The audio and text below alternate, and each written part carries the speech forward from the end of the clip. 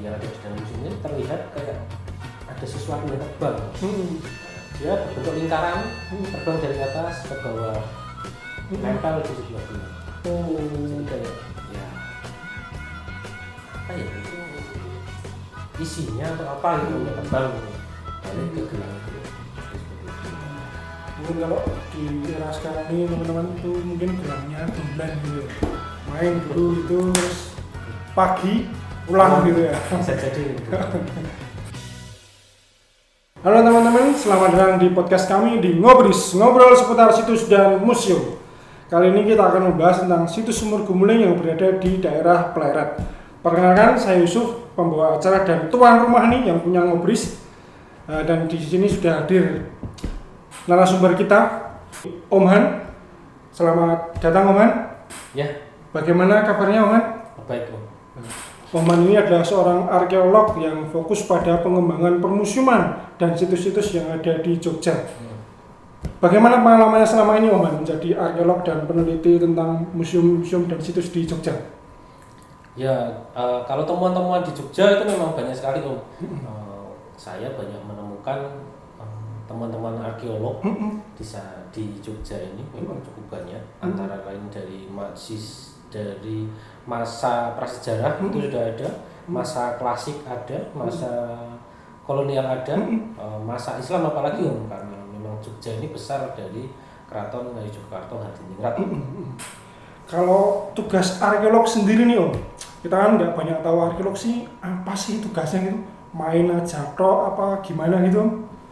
Ya itu banyak melakukan penelitian-penelitian tentang sejarah benda-benda sebenarnya, lebih ke benda-benda yang berhubungan dengan sejarah Om. Jadi benda-benda arkeologis lah gitu. Kalau dalam menemukan data arkeologis nih Om, ini upaya apa aja yang dilakukan untuk menemukan data-data arkeologis? Kita ada beberapa metode ya, metode penelitian gitu. Metode pustaka, metode langsung ke lapangan, wawancara. Nah, metode ke lapangan itu bisa dilakukan dengan ekskavasi, penggalian. Jadi kita melakukan penggalian di bekas-bekas tempat yang diduga mengandung situs di situ atau mengandung benda-benda bersejarah seperti itu. Jadi salah satu tugas arkeolog nih teman-teman yaitu ekskavasi. Jadi kalau arkeolog pada dolan gitu, itu sebenarnya juga melakukan penelitian Ya, teman-teman. betul Om. Gitu ya Om ya. Betul. Oke. Kita bergeser pada yang baru tren ini Om. Ini di kawasan Banguntapan Bantul ini kan sedang ada temuan wajan yang sangat besar itu. Itu bagaimana pendapatnya Om?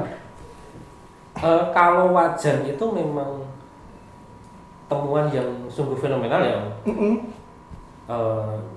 Sebelumnya memang sudah pernah ditemukan di beberapa tempat. Yang pertama itu ada di Pekalongan, itu wajan ya cukup besar.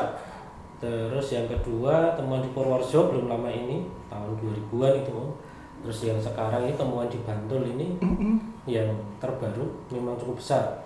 Dan itu kemungkinan memang ada hubungannya dengan adanya pabrik gula di sekitar situ. Berarti ada pabrik gula Om, di Pleret itu? Ya, sebenarnya di Jogja ini pada umumnya memang pabrik gula cukup banyak Om. Sejarahnya itu ada 17 pabrik gula di sini. Kan yang sekarang tinggal Midan masih berfungsi itu kan pabrik gula Madukismo ya. Dulu sebelumnya di Bantul ada beberapa pabrik gula, ada antara lain Madukismo, terus Kedaton Pleret. Kalau di Sleman itu ada pabrik gula Cebongan. Terus yang di sebelah utara itu apa itu? Ya sekarang jadi PCG. Medari itu ya? Medari itu juga pabrik gula dulunya. Karena memang cukup besar di Jogja. Oke. Sebenarnya selain temuan wajan ini ada sesuatu yang lebih fenomenal lagi nggak di kawasan Pleret ini? Nah itu yang saya katakan di depan tadi. Jadi di sana itu banyak temuan-temuan yang diduga itu milik sebuah keraton yang ada di Jogja. Nah, karena berdasarkan data-data yang ada, Keraton Pleret itu dulu adalah di Pleret itu ada sebuah keraton. Nah, keraton itu memang cukup besar Om. Dia dibangun oleh Hamengkurat I setelah Sultan Agung memindahkan kekuasaannya ke Pleret, kawasan Pleret. Jadi sebenarnya malah ada 2 keraton di sana. Ada Keraton Kerto dan Keraton Pleret. Karena Keraton Kerto itu punyanya Sultan Agung. Kalau Pleret itu punya anaknya, Amangkurat I. Amangkurat I ini membangun Pleret memang luar biasa. Dia sudah ada bangunan air yang namanya Segaran, dia ada keraton yang dilingkari oleh benteng Cepuri. Tapi memang temuannya di sana sampai saat ini belum begitu banyak. Tapi sebelumnya ini di depan kita ini sudah ada minuman tradisional Om, namanya seruni, wedang serai sama jeruk nipis. Oh, ada jahenya juga ini Om.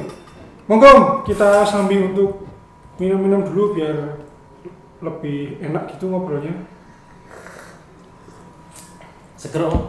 Wah, masih panas juga ini. Sering-sering main ke podcast kami Om, nanti dapat wedang serai seperti ini. Oke, tadi Amangkurat itu adalah putra dari Sultan Agung ya Om ya. Ya. Kalau dari info yang kami dapat di daerah Pleret itu ada situs Sumur Gumuling. Itu situs apa sih Om, Sumur Gumuling? Ya, itu sebenarnya situs yang cukup menarik juga. Itu kaitannya lebih banyak ke keratonnya Om.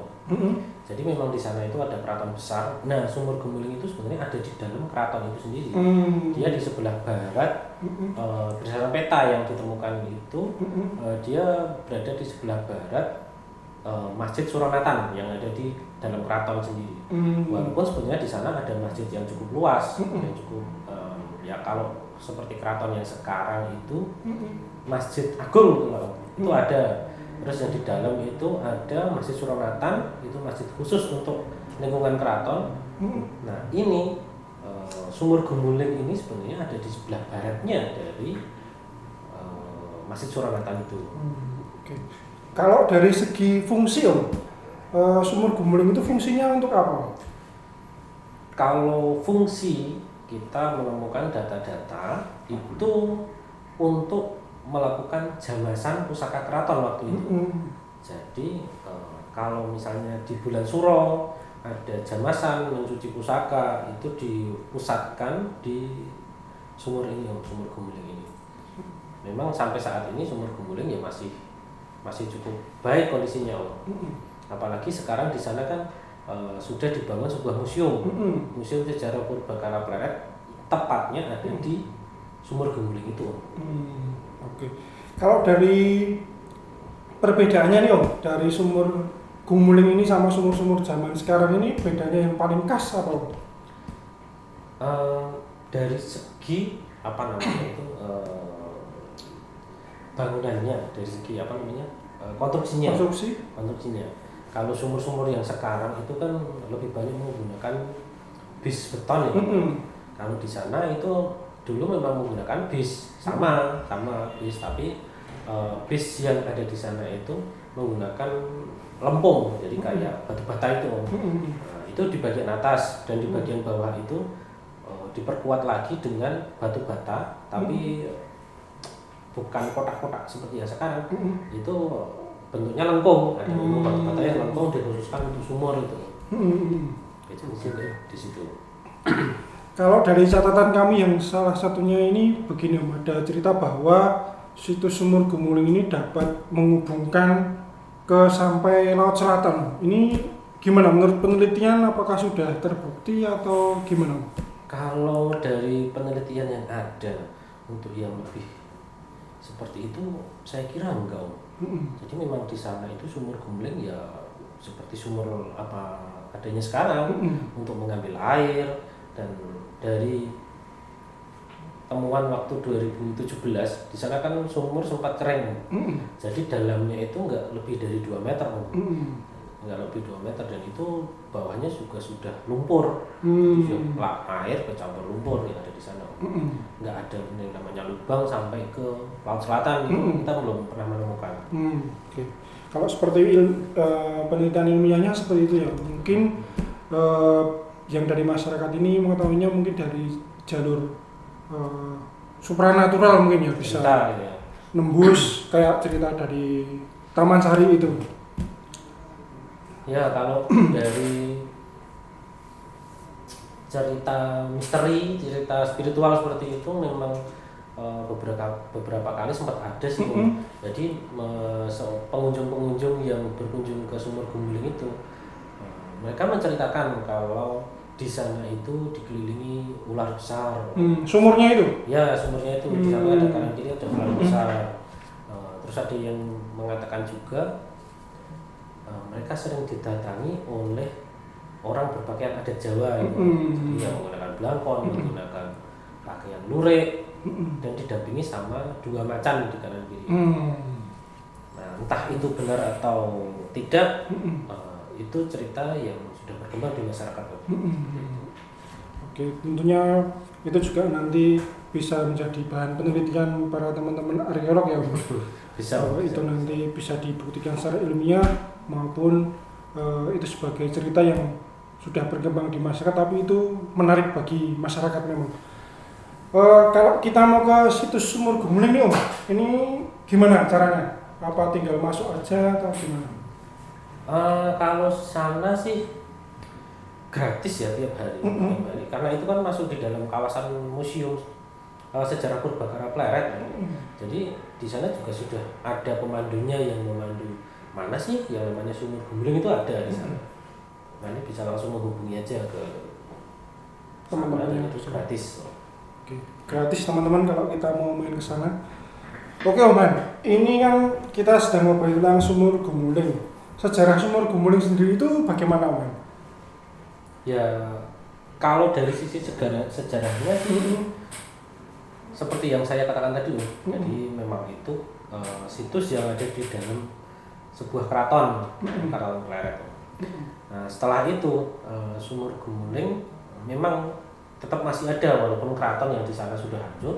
Sumur Gumuling itu tetap dimanfaatkan oleh masyarakat.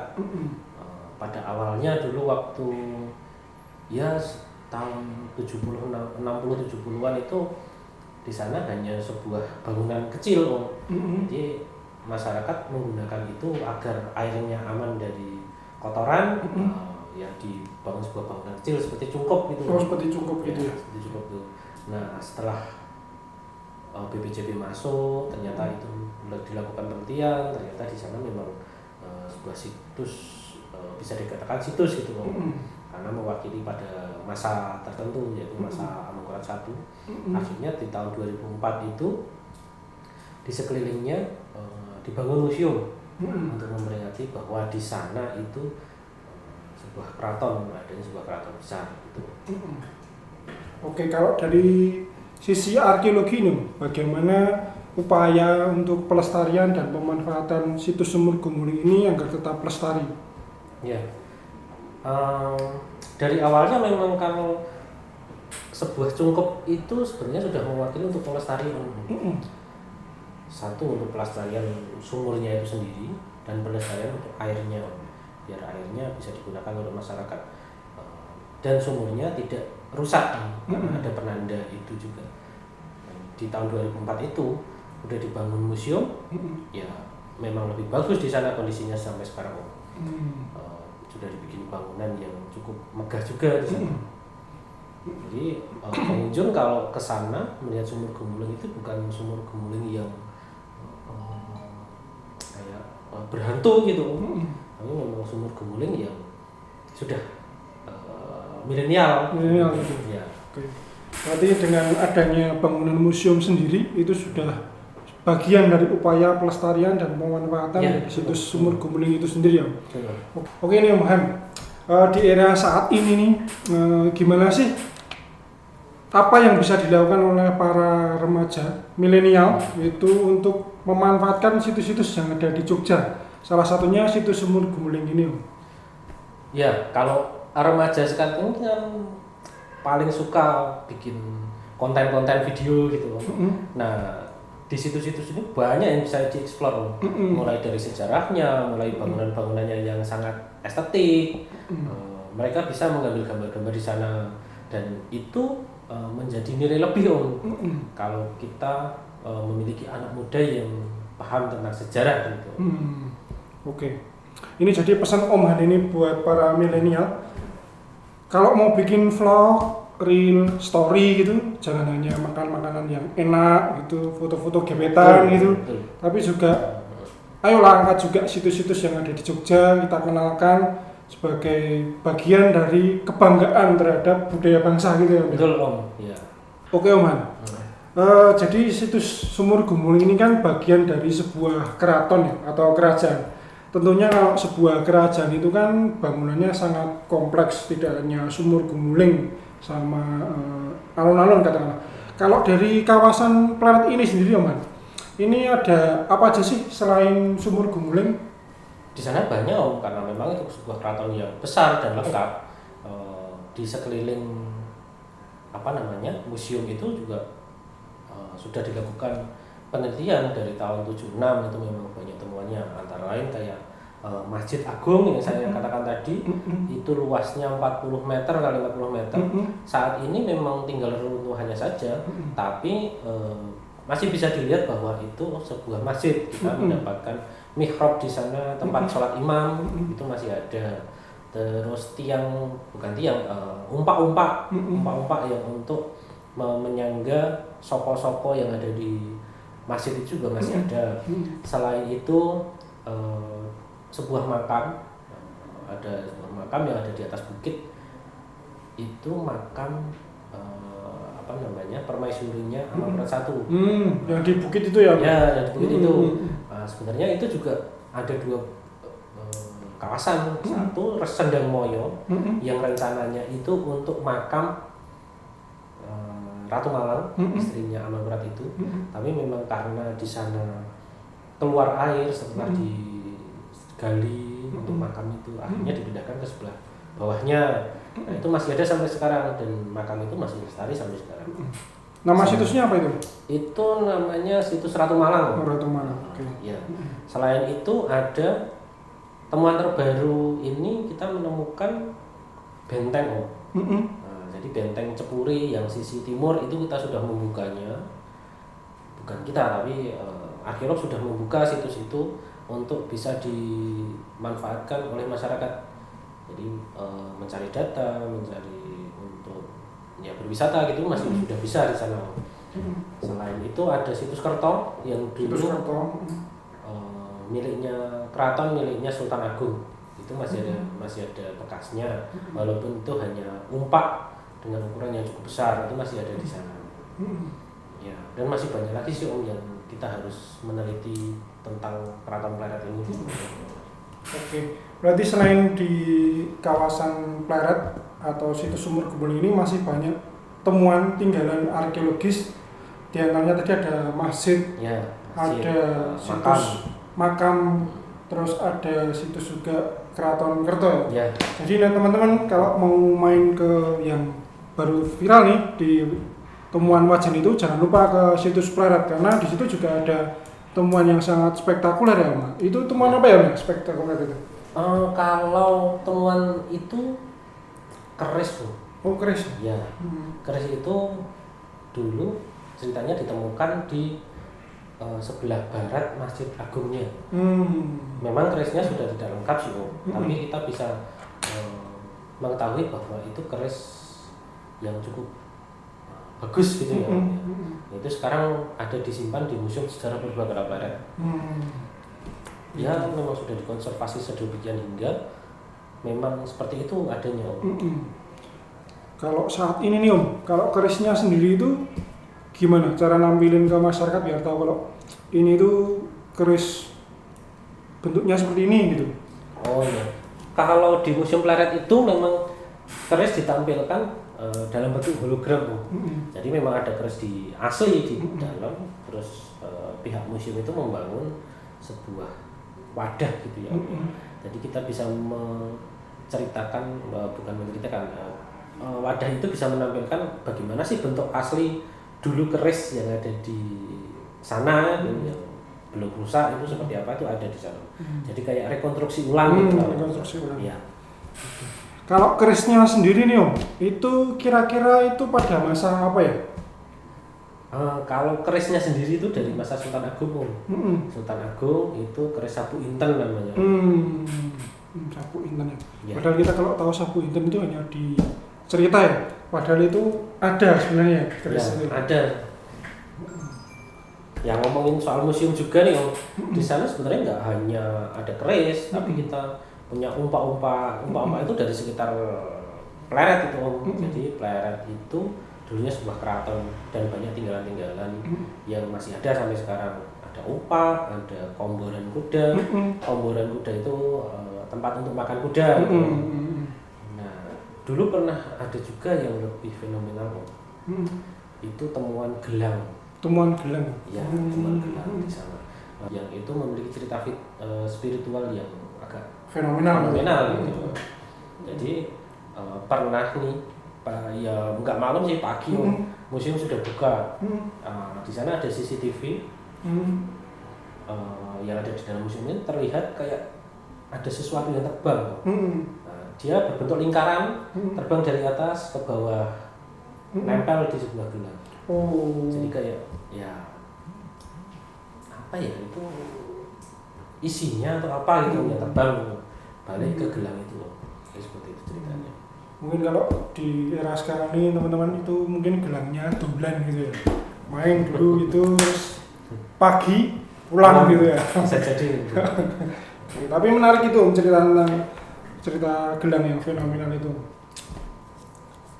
Oke teman-teman, jika masih penasaran tentang situs Sumur Gumuling, tentang kawasan Pleret selain Wajan tentunya, silakan main ke situs Sumur Gumuling yang berada di kawasan Museum Sejarah Purbakala Pleret, dan itu gratis ya Mas? Gratis. Tadi nanti bisa di sana ketemu dengan teman-teman edukator, ada jupel, itu silakan bertanya tentang apapun kawasan Pleret dan sejarahnya itu.